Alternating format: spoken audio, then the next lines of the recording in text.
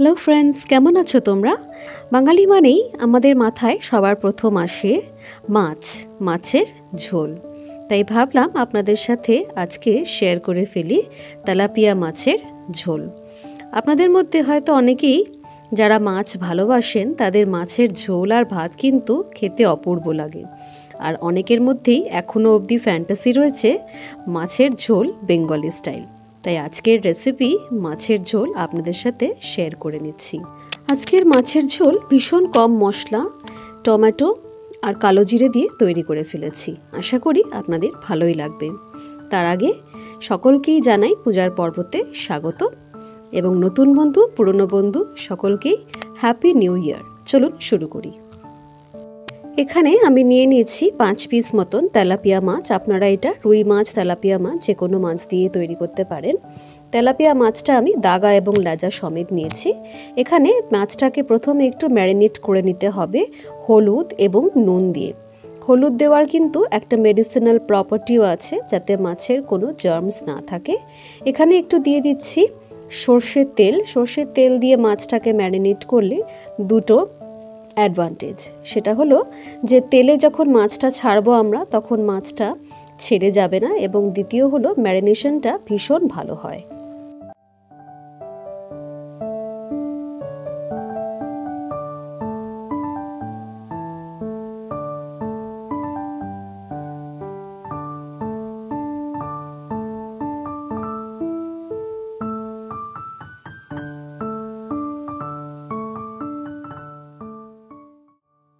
মাছটা আমাদের ম্যারিনেশন হয়ে গিয়েছে। এরপর আমি এখানে নিয়ে নিয়েছি 4টে বড় সাইজের আলু, টমেটো একটা বড় সাইজের, আদা এবং কাঁচা লঙ্কা। আদাটা হলো আমি নিয়েছি প্রায় 1.5 থেকে 2 ইঞ্চ মতন। আলুটাকে আমি প্রথমে ছাড়িয়ে নিয়ে কেটে রাখছি জলে।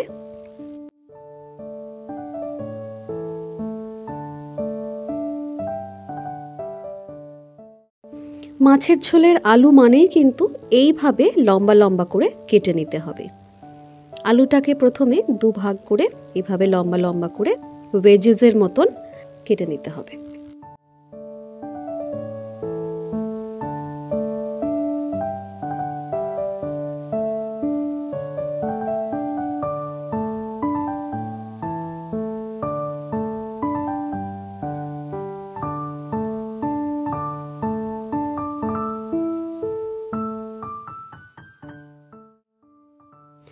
কাঁচা লঙ্কা আপনারা আপনাদের পছন্দ মতন বাড়িয়ে কমিয়ে নিতে পারেন। কাঁচা লঙ্কাটাকে আমি একটু স্লিট করে নিয়েছি।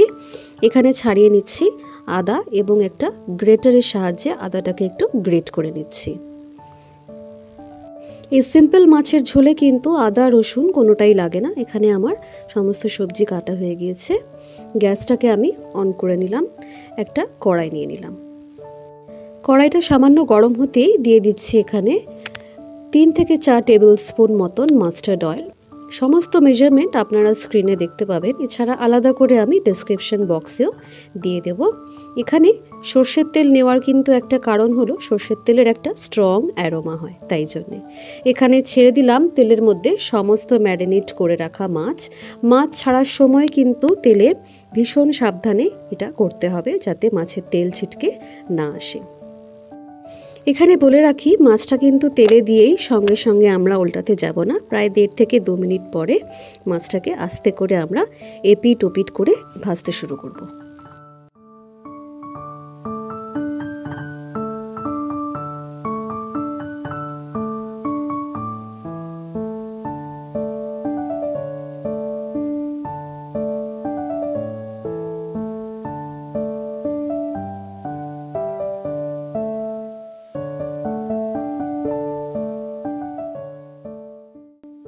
এখানে আমার মোট 7 থেকে 8 মিনিট লেগেছে মাছটাকে ফ্রাই করতে ভালো করে।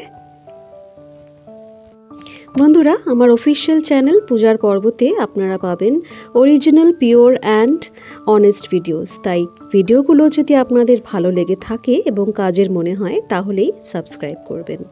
এখানে আমাদের মাছগুলো ভাজা হয়ে গিয়েছে, তাই মাছগুলো আমি তেল থেকে তুলে নিলাম।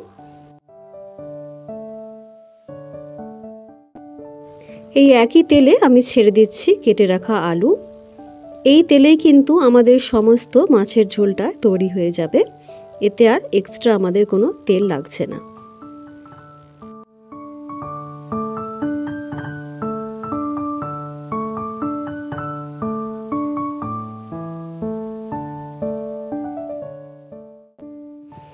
দিয়ে দিলাম এখানে 1 টিস্পুন মতন কালো জিরে। কালো জিরেকে কালঞ্জি বা নাইজেরিয়ান সিডসও বলে। কালো জিরে দিয়ে আলুটাকে ভালো করে নেড়ে নিয়ে এখানে আমি অ্যাড করে দিচ্ছি পরিমাণ মতো নুন এবং একটু হলুদ।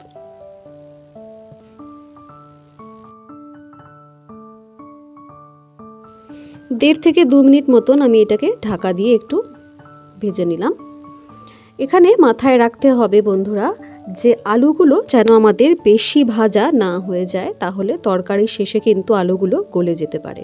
এখানে অ্যাড করে দিলাম আমি চপ করে রাখা টমেটো।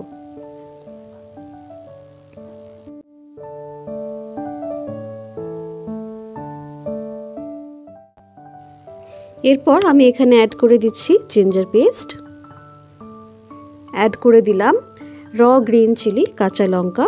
কাঁচা লঙ্কাটা আপনারা বাড়িয়ে কমিয়ে নিতে পারেন। বন্ধুরা, এই ভিডিওটা যদি আপনাদের ভালো লেগে থাকে তাহলে লাইক আর শেয়ার কিন্তু করা চাই। এখানে এই সবজিগুলোকে আমি একটু 2 মিনিটের জন্য ঢাকা দিয়ে সেদ্ধ হতে দিলাম।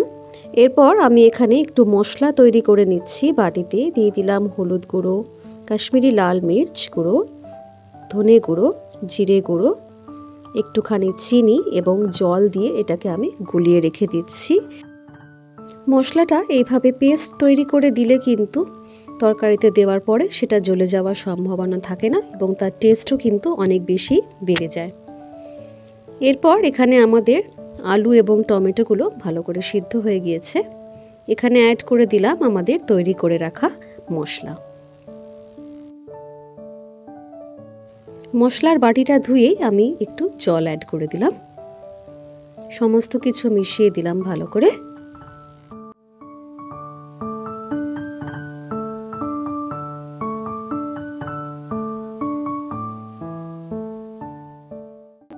মাছের ঝোলে জলের পরিমাণটা একটু বেশি রাখতে হয়, তাই এখানে অ্যাড করলাম আর একটু জল।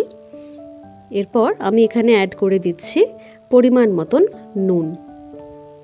মনে রাখতে হবে এখানে নুন কিন্তু আমরা মাছ ভাজার সময়ও অ্যাড করেছি, তাই সেই বুঝে আমাদের সল্টটা এখানে অ্যাড করতে হবে। এরপর আমি এখানে তরকারিটা একটু ঢেকে 2 থেকে 3 মিনিট মতন সিমারে কুক হতে দিলাম। এখানে আমাদের মশলাটা ফুটে উঠেছে এবং যে জলটা দিয়েছিলাম সেটা একটু বেশ গাঢ় হয়ে গিয়েছে, তাই এখানে আরেকটু জল আমি অ্যাড করে দিলাম। এরপর ঝোলটা ফুটে ওঠার পরে আমি এখানে অ্যাড করে দিচ্ছি সমস্ত ভেজে রাখা মাছগুলো ঝোলে ছেড়ে দেওয়ার পরে আমরা কিন্তু ঝোলটাকে খুব বেশি আমরা এখানে নেড়ে রান্না করব না, তার কারণ মাছ এবং আলু দুটোই কিন্তু ভেঙে যেতে পারে। ভীষণ হালকা হাতে আমি দেখুন ঝোলটাকে আস্তে করে নেড়ে দিলাম। এখানে অ্যাড করে দিলাম কুচিয়ে রাখা ধনিয়া পাতা। শীতকালে ধনিয়া পাতা তো আর অ্যাভয়েড করা যায় না, তাই এখানে ধনিয়া পাতার গন্ধটা কিন্তু ভীষণ ভালো লাগে। আলুটা দেখুন আমাদের একদম সিদ্ধ হয়ে গিয়েছে এবং আমাদের মাছের ঝোল একদম রেডি। ঢাকা দিয়ে আমি এখানে গ্যাসটা অফ করে দিলাম। প্রায় 10 মিনিট পর এই মাছের ঝোলটা আমি সার্ভ করে নেব। বন্ধুরা, আশা করি এই মাছের ঝোল রেসিপিটা তোমাদের ভালো লেগেছে। আর যদি ভালো লেগে থাকে তাহলে লাইক আর শেয়ার কিন্তু করতে ভুলো না। আর নতুন বন্ধুরা সাবস্ক্রাইব না করে কিন্তু চলে যেও না। দেখা হচ্ছে তোমাদের সাথে খুব শিগগিরই আরেকটা নতুন ব্লগ নিয়ে। এছাড়াও আরও অন্যান্য ভিডিওস এবং শর্টস দেখার জন্য আমার অফিসিয়াল চ্যানেল পেজ পূজার পর্বতে কিন্তু তোমরা চোখ রাখতে ভুলো না। Thank you for watching my video.